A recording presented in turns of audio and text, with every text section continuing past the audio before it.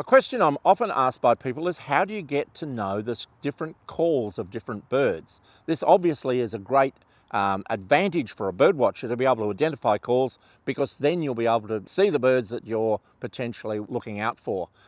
The thing is, at the end of the day, there's no shortcuts to learning bird calls. It's like learning a language. But we all have a certain number of calls we already know. If you're in southern Australia, you'll already know the call of a kookaburra. You'll already know the call of a white cockatoo. We all have a number of calls that we already know about, and it's a question of just expanding out our knowledge. It's like expanding out your language knowledge.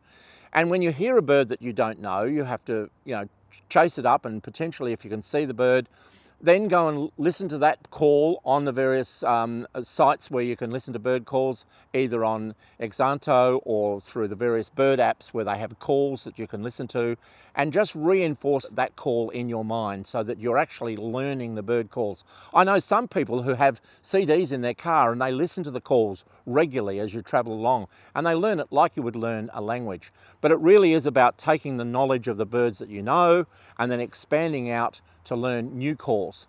Often people will learn a call of a particular bird they want to see when they're going to a new area. So for example, you've never seen a pitter, you'll learn the call of the pitter before you go to a place where you know the birds will be and they have a very distinctive call.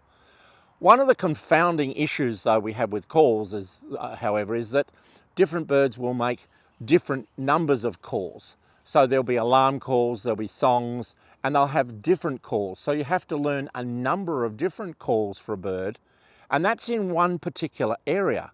I was recently in a place that I don't often go to, and I was listening to the birds that I know from home very well, the pied currawongs. Well, they have a completely different call where I was in Queensland.